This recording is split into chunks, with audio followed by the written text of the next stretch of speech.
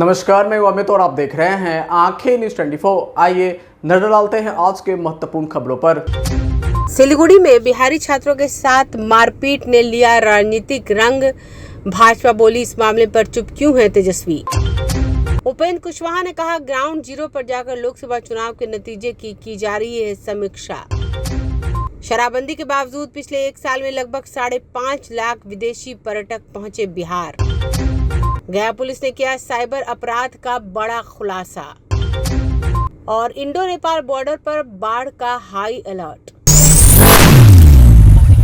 नमस्कार, मैं अमित और आप देख रहे हैं आंखें न्यूज 24। सहरसा दौरे पर पहुंचे बिहार सरकार के भूमि सुधार और राजस्व मंत्री दिलीप जायसवाल ने बंगाल में परीक्षा देने गए बिहार के छात्र के साथ मारपीट के मामले में आज राजद सुप्रीमो लालू प्रसाद और नेता प्रतिपक्ष पर निशाना साधा है। उन्होंने कहा कि यह लोग दो मुँह हैं, इस मामले में यह लोग क्यों चुप्पी साधे हुए हैं। उन्होंने कहा, जिस तरह से बंगाल के सिलीगुड़ी में छात्र अंकित यादव के साथ मारपीट हुई, जब कोई भारत सरकार का सरकारी नौकरी के लिए निकलता है तो वहीं कहीं भी सेंटर दिया जाता है, और अगर सिलीगुड़ी है तो बगल के जरिए अररिया, कटिहार, पूर्णिया, किशनगंज, उसके लिए सिलीगुड़ी नज़दीक पड़ता है तो वहाँ सेंटर दिया गया था। कोई बंगाल की नौकरी लेने वो छात्र नहीं गए थे। लेकिन ममता बनर्जी के शासनकाल में जिस तरीके से बिहारी छात्रों के साथ ये व्यवहार हुआ, मारपीट की जाती है कि तुम बंगाल में परीक्षा देने कैसे आए हो, यहाँ सिर्फ बंगाल के लोगों को परीक्षा देने का अधिकार है, यह निंदनीय है। अब इस मामले में लालू प्रसाद यादव और नेता प्रतिपक्ष के नेता कहाँ गए। इंडी गठबंधन की ही ममता बनर्जी है, लेकिन आज इनका मुंह बंद क्यों है। अंकित यादव के साथ अन्याय हुआ, मारपीट हुआ सिर्फ इसलिए कि वह बिहारी था, तो क्या इस पर तेजस्वी यादव को नहीं बोलना चाहिए? यह गलत है। देखिए, जिस तरह से बंगाल के सिलीगुड़ी में अंकित यादव के साथ मारपीट हुआ, जब कोई भारत सरकार का नौकरी निकलता है सरकारी नौकरी के लिए, तो लोग कहीं भी सेंटर देते हैं अपने सुविधा से। और अगर सिलीगुड़ी है तो बगल के अररिया, कटिहार, पूर्णिया, उसके लिए सिलीगुड़ी नजदीक पड़ता है तो लोग वहां सेंटर देते हैं। कोई बंगाल का तो नौकरी लेने वो गया नहीं था। लेकिन ममता बनर्जी के शासनकाल में जिस तरीके से बिहारी लड़के अंकित यादव और उसके साथ जो लोग थे, उनके साथ ये मारपीट किया गया कि तुम बंगाल में कैसे परीक्षा देने आ गया। यहां सिर्फ बंगाली और बंगाल के लोग ही को नौकरी का परीक्षा देने का अधिकार है। कहां गए लालू जी और प्रतिपक्ष के नेता? इंडी गठबंधन की ही ममता बनर्जी है, आज उनका मुंह बंद है। ये लोग दो मुंहा हैं। आज अंकित यादव के साथ अन्याय हुआ, मारपीट हुआ सिर्फ इसलिए कि वो बिहारी था, तो क्या तेजस्वी यादव या प्रतिपक्ष को नहीं बोलना चाहिए कि ये गलत है, मारपीट करना गलत है? तो ये तो गलत है। नमस्कार, मैं अमित और आप देख रहे हैं आंखें न्यूज 24। ऐतिहासिक, धार्मिक, सांस्कृतिक और प्राकृतिक रमणीक स्थलों की उपलब्धता बिहार प्रदेश को विश्व के पर्यटन मानचित्र पर एक विशेष स्थान प्रदान करती है। इन स्थलों की उपलब्धता बिहार के पर्यटन के विकास की सीम संभावनाएं भी पैदा करती है। राज्य सरकार इन संभावनाओं के मद्देनजर बिहार पर्यटन के सर्वांगीण विकास हेतु निरंतर प्रयासरत और कृतसंकल्पित है। पर्यटन विभाग के द्वारा राज्य में विभिन्न पर्यटकीय संरचनाओं तथा आधुनिक सुविधायुक्त होटलों का निर्माण और विकास, परिवहन के साधनों का विकास, महत्वपूर्ण पर्यटक गंतव्यों पर रोपवे निर्माण इत्यादि पहल की गई है। पर्यटन स्थलों पर आधारभूत संरचना के निर्माण और विकास के फलस्वरूप स्थानीय तथा अन्य राज्य से आने वाले पर्यटकों तथा विदेशी पर्यटकों की संख्या में आशातीत वृद्धि हो रही है। पर्यटन मंत्री नीतीश मिश्रा ने आज पटना में बताया कि वर्ष 2023 में राज्य में लगभग 5.46 लाख विदेशी पर्यटकों द्वारा भ्रमण किया गया। वर्ष 2024 के जुलाई माह तक कुल 2.67 लाख विदेशी पर्यटकों द्वारा राज्य में परिभ्रमण किया गया। पर्यटन विभाग द्वारा वित्तीय वर्ष 2023-24 में राज्य स्कीम मद से लगभग 509.78 करोड़ रुपए की योजना की प्रशासनिक स्वीकृति प्रदान की गई, जिस पर वर्तमान वित्तीय वर्ष में कार्य किया जा रहा है। जैसे जैसे पर्यटकों की संख्या बढ़ेगी तो हमारी जवाबदेही बनती है कि उनको बेटर फैसिलिटीज भी दें और हमारा जो इंफ्रास्ट्रक्चर है वो इम्प्रूव करे, क्योंकि आदरणीय मुख्यमंत्री जी के नेतृत्व में लगातार आप देखेंगे कि बिहार में जो हमारा इंफ्रास्ट्रक्चर में जो डेवलपमेंट हुआ है, आज हम सड़क मार्ग से हम कहीं भी बहुत कम समय में जा सकते हैं, रेल कनेक्टिविटी बढ़ रही है, एयर कनेक्टिविटी बढ़ा है। तो जैसे जैसे टूरिस्ट का फुटफॉल बढ़ेगा तो हमको उनके लिए बेटर फैसिलिटीज भी देनी है। तो जहाँ पे टूरिज्म कॉर्पोरेशन की अपनी प्रॉपर्टीज है, जहाँ होटल्स है पहले से, जहाँ लगता है कि नहीं उसको आवश्यकता है रिपेयर करने की, ठीक करने की या नया बनाने की, उस पर भी हम लोगों ने काम कर दिया है कि बिहार के विभिन्न जिलों में जहाँ पे हमारे पूर्व से होटल काम कर रहे थे उनको हम लोग नया और बेहतर बना रहे हैं। जैसे बक्सर में या कैमूर में या सीतामढ़ी में, सासाराम में, तो चरणबद्ध तरीके से हम आने वाले समय में विभिन्न स्थानों पे हम लोग बेटर फैसिलिटीज हम लोग क्रिएट करना चाह रहे हैं। साथ ही जो होटल्स हमारे पहले से चल रहे हैं उसका बेहतर संचालन हो सके तो उसको भी माध्यम से हम बेहतर करने की लगातार हम लोग कोशिश कर रहे हैं। सबकी जिज्ञासा है, जो मां जानकी का जन्म स्थान है सीतामढ़ी पुनौरा धाम, विभाग बहुत बड़े पैमाने पर उस कार्य योजना के बना के हम लोग काम कर रहे हैं आदरणीय मुख्यमंत्री जी के मार्गदर्शन में। और आदरणीय मुख्यमंत्री जी ने इस संदर्भ में माननीय प्रधानमंत्री जी को भी पत्र लिखा है कि कैसे उसकी कनेक्टिविटी हम लोग बेहतर करें, और विभाग भी इस पर काम कर रहा है कि हम लोग उसके स्वरूप पर कैसे हम लोग आगे काम करें। उसका जो हमारा प्लान है वो किस ढंग से होगा, लैंड एक्वायर हम लोग को करना है तो हम लोग भूमि एक्विजिशन की भी कार्रवाई हम लोगों ने प्रारंभ की है। राज्य मंत्री परिषद ने उसकी स्वीकृति हम लोग को पहले ही दे चुकी है। अभी हमारे सचिव और एमडी लोग सब लोग गए भी थे सीतामढ़ी जिला प्रशासन के साथ मिलकर कि इसको जल्दी एक्सपेडाइट हम लोग करें और एक भव्य वहां पे मंदिर के साथ साथ जो बेटर फैसिलिटीज हो उस पर हम लोग काम कर रहे हैं।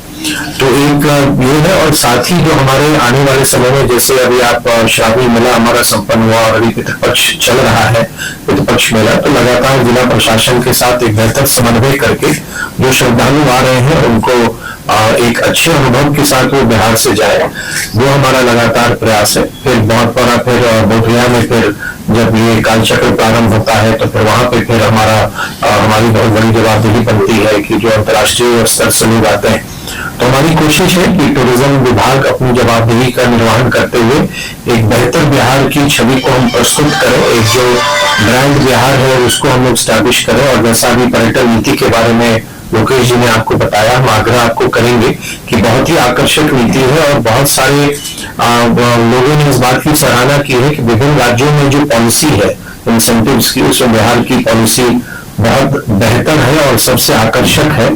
तो ये आपसे आग्रह होगा कि आप इसको जरूर अपने माध्यम से लोगों तक पहुंचाएं। आने वाले समय में पटना में आप अवगत है, राज्य मंत्री परिषद ने 3 बड़े होटल्स को डेवलप करने का स्वीकृति भी दिया है, विभाग उस पर काम कर रहा है और शीघ्र ही आने वाले समय में जो उसकी औपचारिकताएं हैं उसको पूरा करके हम लोग निविदा की प्रक्रिया में हम लोग जाएंगे। तो अंत में इतना ही आप सबसे कहना था कि हमारी कोशिश है कि बिहार के जो विभिन्न स्थान हैं उनको बेहतर तरीके से हम प्रस्तुत करें। टूरिस्ट का फ्लो जो बढ़ रहा है तो उनको हम यहाँ पर बेहतर सुविधाएं दें। टूरिज्म कॉर्पोरेशन द्वारा अगर आप उनकी वेबसाइट को देखेंगे तो अलग अलग सर्किट के माध्यम से टूर पैकेजेस बनाए जा रहे हैं और हम लोग की भी कोशिश है कि छठ को देखते हुए भी कुछ स्पेशल पैकेज बना के बाहर के ऐसे लोग जो बिहार के छठ को अनुभव करना चाहते हैं उनके लिए भी हम पैकेजेस हम बनाए कि वो आए और हमारा जो छठ है जो बिहार के घर घर में होता है तो उसको वो आके एक्सपीरियंस करें। तो उस तरह के भी पैकेजेस बनाए जा रहे हैं। इको टूरिज्म है या वाटरफॉल्स है या हमारे हिस्टोरिकल प्लेसेस हैं, धार्मिक स्थान है, टाइगर रिजर्व है, बर्ड सेंचुरीज है। तो अगर एक बार आप वेबसाइट को भी देखेंगे या हमारी रामायण सर्किट है तो लगातार हमारी कोशिश है कि बिहार के विभिन्न हिस्से और जो पर्यटन विभाग काम करता है तो क्षेत्र विशेष में पूरे बिहार के लिए हम योजना पर हम काम कर रहे हैं और बिहार के। नमस्कार, मैं अमित और आप देख रहे हैं आंखें न्यूज़ 24। गया पुलिस को बड़ी सफलता हाथ लगी है। साइबर फ्रॉड में शामिल 3 अपराधी को पुलिस ने गिरफ्तार किया है। वरीय पुलिस अधीक्षक ने जानकारी देते हुए बताया कि साइबर अपराध की रोकथाम के लिए पुलिस ने सूचना के लिए नंबर जारी किए थे। इसी नंबर पर जानकारी मिली कि साइबर के माध्यम से साइबर अपराधी अमेज़न और फ्लिपकार्ट जैसी ऑनलाइन कंपनियों में शॉपिंग करने वाले ग्राहक को अपना शिकार बना रहे हैं, साइबर फ्रॉड अंतर्गत की घटना को अंजाम दे रहे हैं। आमस थाना को जानकारी मिली कि त्वरित कार्रवाई की गई और छापेमारी के 3 अपराधी पकड़े गए। इनके पास से स्मार्टफोन बरामद किया गया। साइबर फ्रॉड के लिए कई सामग्री बरामद की गई। गिरफ्तार अपराधी ऑनलाइन प्लेटफॉर्म पर डिस्काउंट का लालच देकर लोगों से सामान ऑर्डर करवाते थे और फ्रॉड करके सामान को अपने दिए फतेहपुर मंगवा लिया करते थे। किस प्रकार से लोग ऑनलाइन तरीका रिपोर्ट अधिकार ये खुलासा हुआ। एसएसपी आशीष भारती ने बताया कि साइबर फ्रॉड गिरोह का खुलासा किया है। जिले के आमस थाना क्षेत्र के एक गांव रेंगनिया से साइबर अपराधियों को गिरफ्तार किया गया। सूचना पर विशेष टीम का गठन कर निर्माणाधीन मकान में छापेमारी कर 3 अपराधी को गिरफ्तार किया गया। वहीं 2 फ्रॉड फरार हो गए। तलाशी के दौरान मोबाइल फ़ोन, सिम कार्ड, सोने के सिक्के जैसे दिखने वाला धातु, साइबर फ्रॉड से संबंधित हिसाब वाला 2 कॉपी सहित कई कागजात बरामद हुए। भारी ऑफर का लालच देकर साइबर अपराधी अमेजन और फ्लिपकार्ट जैसी ऑनलाइन कंपनियों में शॉपिंग करने वाले ग्राहकों को अपना शिकार बनाते थे। गया पुलिस के द्वारा साइबर अपराध पर रोकथाम के लिए लगातार कार्रवाई की जा रही है। इसी क्रम में विभिन्न स्थानों पर लगातार अवेयरनेस कार्यक्रम भी चलाया जाता है और लोगों से आसूचना के लिए अपना नंबर भी जारी किया जाता है। इसी क्रम में एक जानकारी प्राप्त हुई आमस थाना को कि आमस थाना क्षेत्र अंतर्गत कुछ एक स्थान पर कुछ लोगों के द्वारा वहां पर साइबर फ्रॉड की घटना को अंजाम दिया जा रहा है। इसके बाद आमस थाना के द्वारा इसकी सूचना वरीय पदाधिकारियों को दी गई। तो उसके बाद सिटी एसपी, एसडीपीओ शेरघाटी और एसडीपीओ डीएसपी साइबर क्राइम और एसएचओ आमस को निर्देश दिया गया कि इस संबंध में वहां पर छापेमारी करते हुए त्वरित कार्रवाई करने के लिए तो एसएचओ आमस के द्वारा वहां पर छापेमारी किया गया और वहां से 3 लोगों को गिरफ्तार किया गया और उसमें से पुलिस को देख करके कुछ लोग वहां से भाग भी गए। इस संबंध में जब उनका तलाशी लिया गया तो तलाशी के क्रम में एक कन्हैया कुमार उर्फ छोटू के पॉकेट से 2 स्मार्ट मोबाइल, आधार कार्ड, पैन कार्ड, 5 ग्राम का 1 सिक्का सोने जैसा दिखने वाला, 2 सिम कार्ड और 450 रुपये नगद, मोहम्मद अरमान अनवर के पॉकेट से 2 स्मार्ट मोबाइल और मोहम्मद मिराज आलम के पास से 2 स्मार्ट मोबाइल फ़ोन बरामद किया गया और जो निर्माणाधीन मकान है उसके कमरे से काफ़ी सारा जो साइबर फ्रॉड का सामान था उसको बरामद किया गया। साथ में साइबर फ्रॉड के लिए जो उपयोग किया जा रहा था हिसाब किताब वाला 2 कॉपी उसको भी बरामद किया गया, जिसमें अलग अलग दिन का जो भी साइबर फ्रॉड से उसमें पैसे का लेन देन का उसमें हिसाब किताब है, जो फ्रॉड का हिसाब किताब है उसको लिखा हुआ बरामद किया गया। इसके बाद अमेज़ॉन लिखा हुआ खाली एक डब्बा, एक ल्यूमिनस कंपनी का इन्वर्टर, एलईडी फ्लडलाइट 4 पीस, एक JBL कंपनी का साउंड बॉक्स भी बरामद किया गया। इन लोगों से फिर इसके बाद अग्रतर पूछताछ की गई। इन लोगों के द्वारा बताया गया कि ये लोग ऑनलाइन जो प्लेटफॉर्म्स होते हैं उन पर अपना ऐड देते थे और उस ऐड पे डिस्काउंट के काफ़ी कम दर पर और काफ़ी अधिक डिस्काउंट दे करके सामान की बिक्री का उसमें प्रलोभन देते थे। जब ये लोग उस पर प्रलोभन देते थे और कोई भी व्यक्ति उस पर क्लिक करता था तो उसका इनका जो वेबसाइट था उस पर चला जाता था और उसके बाद ये उनसे फ़ोन के माध्यम से संपर्क करते थे और जब फ़ोन के माध्यम से संपर्क करते थे और उनको एनीडेस्क के माध्यम से को भी डाउनलोड कराते थे या फिर उनको फ़ोन के माध्यम से संपर्क करके उनका OTP और जो अन्य जो क्रेडिट कार्ड डिटेल्स है, डेबिट कार्ड डिटेल्स है उसको ले लेते थे। उसके बाद जो सामान ऑर्डर होता था उसको ये अपने एड्रेस पे मंगवा लेते थे। पैसा जो उस व्यक्ति का है उनका कट जाता था और सामान इनके पास आ जाता था। तो इस तरीके से इनका चल रहा था। इसके माध्यम से ये लोग जो अपने घर का सामान है, अपनी ज़रूरतों का सामान है वो भी मंगवाते थे, प्लस जो सामान इनको हाई वैल्यू का सामान है जैसे गोल्ड कॉइन है तो उसको मंगवाते थे ताकि उसकी बिक्री वो करके और प्रॉफिट उसका जो सेल से जो पैसा मिलता था उसको ये लोग आपस में बांट लेते थे। तो इस प्रकार से इन लोगों के द्वारा पिछले कई महीनों से इस प्रकार का काम किया जा रहा था। अभी जो कई महीनों ने कई सालों से किया जा रहा था। इसमें अभी जो जानकारी मिली है कन्हैया कुमार नामक एक अभियुक्त जो पकड़ाया है उसके द्वारा भी बताया गया कि उसके द्वारा आज से लगभग 3 से 4 साल पहले भी अपना अकाउंट इस गिरोह में शामिल जो अन्य अपराधी हैं उनको बेच दिया गया था। 6,000 रुपये में अपना अकाउंट बेच दिया था और उस अकाउंट से का उपयोग वो जो साइबर अपराधी हैं वो साइबर अपराध करने के लिए उपयोग करते थे। तो ये एक बहुत सालों से इनके द्वारा चलाया जा रहा था। ये कुछ पहले ये झारखंड में चला रहे थे, बोकारो में से चला रहे थे, बाद में अभी ये कुछ महीनों से आमस थाना क्षेत्र में इसमें से जो अपराध कर्मी है उसका वहाँ पर जो मुख्य अपराध कर्मी है उसका ननिहाल भी यहाँ पर है, जहाँ पे ये आकर के रह रहा था। तो यहाँ से भी इस तरीके का जो साइबर फ्रॉड है उसका ये अंजाम दे रहे थे और इनके द्वारा जो इस प्रकार। नमस्कार, मैं अमित और आप देख रहे हैं आंखें न्यूज़ 24। राष्ट्रीय लोक मोर्चा के राष्ट्रीय अध्यक्ष और सांसद उपेंद्र कुशवाहा ने कहा है कि अगले साल 2025 में बिहार एक बार फिर नीतीश कुमार के नेतृत्व में एनडीए की पूरी मजबूती के साथ सरकार बनेगी। श्री कुशवाहा ने आज बिहार यात्रा के दौरान औरंगाबाद में संवाददाता सम्मेलन में कहा कि ग्राउंड जीरो पर जाकर लोकसभा चुनाव में आए नतीजे की समीक्षा की जाएगी। इस दौरान जनता से मिले फीडबैक के आधार पर आगामी विधानसभा चुनाव की रणनीति बनाई जाएगी और मगध तथा शाहबाद में एनडीए के जनाधार को एक बार फिर मजबूत किया जाएगा। राष्ट्रीय लोक मोर्चा के अध्यक्ष ने कहा कि मुख्यमंत्री नीतीश कुमार के नेतृत्व में बिहार विकास के मामले में काफ़ी आगे है। उन्होंने कहा कि केंद्रीय बजट में भी बिहार के हितों का भरपूर ख्याल रखा गया है। की शुरुआत हुई, जैसा कि आपको कहा गया, हम यात्रा करें और फिर बारी बारी से तो पूरे बिहार में जाना है। जो भी फीडबैक मिलेगा सब जगह से आप तक जो मिला है उसके आधार पे विधानसभा चुनाव की रणनीति हम सब लोग मिलकर बनाएंगे।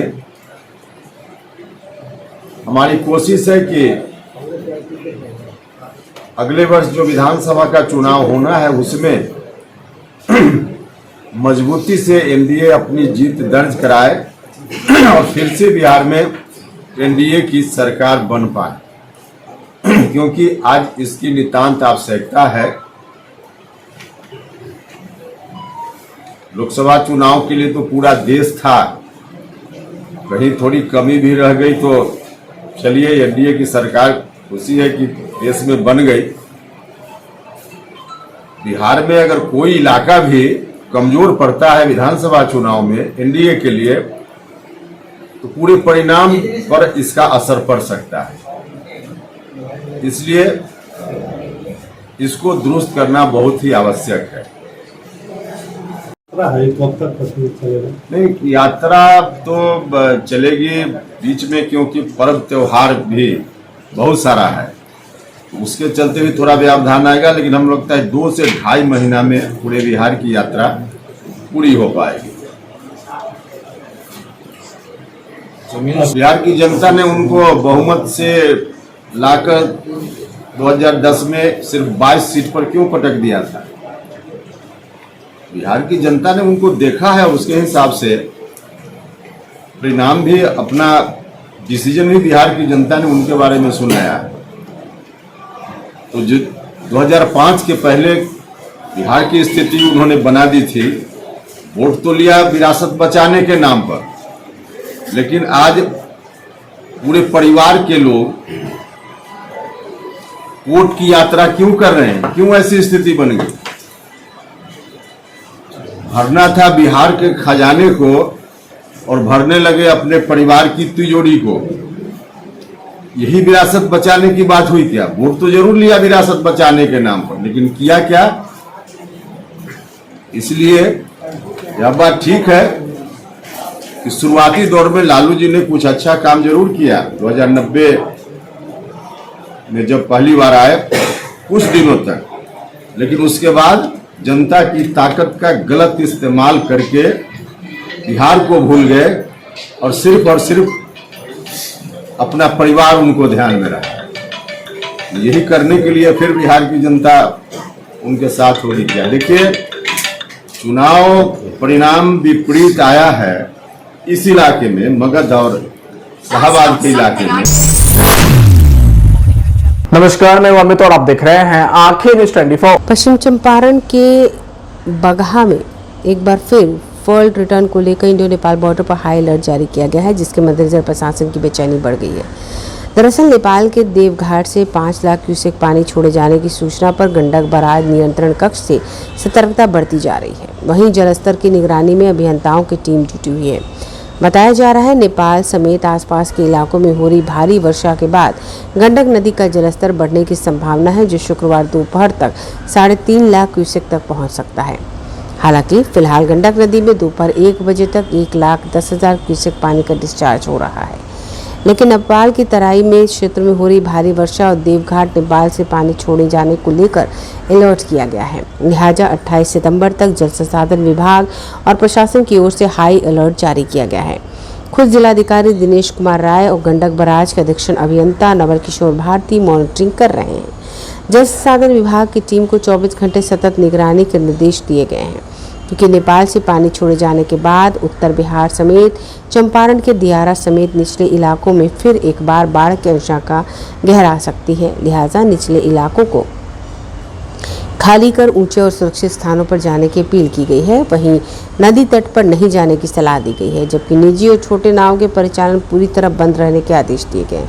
बता दें कि रेनकट और बांधों समेत नदी तट पर कटाव के बचाव के कार्य हाल ही में पूरे किए गए थे। ऐसे में अगर गंडक नदी के जलस्तर में बढ़ोतरी दर्ज की जा रही है, पानी का डिस्चार्ज 4 लाख क्यूसेक पार कर 5 लाख तक जाता है, तो बड़ी तबाही से इनकार नहीं किया जा सकता। वहीं दियारा और निचले इलाकों में गन्ना और धान की फसल बाढ़ आने पर प्रभावित हो सकते हैं।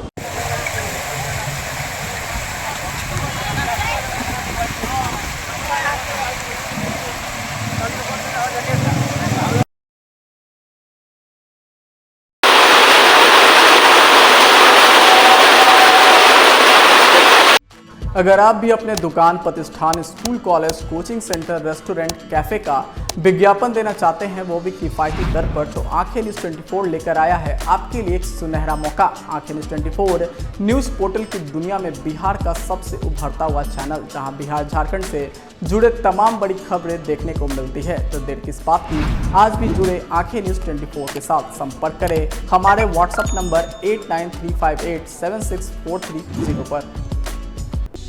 क्या आप पत्रकारिता के क्षेत्र में अपना कैरियर बनाना चाहते हैं? तो आज ही Royal Ashoka Institute of Mass Communication and Journalism में अपनी जगह सुनिश्चित करें। आर्यभट्ट ज्ञान विश्वविद्यालय पटना से मान्यता प्राप्त 100% प्लेसमेंट के साथ royal Ashoka Institute of Mass Communication and journalism नामांकन जारी है। हमारा पता है DS/16 गायत्री मंदिर के समीप, कंकड़ बाग, पटना 8,20,000। आप हमें संपर्क भी कर सकते हैं। हमारा मोबाइल नंबर है 9955456126।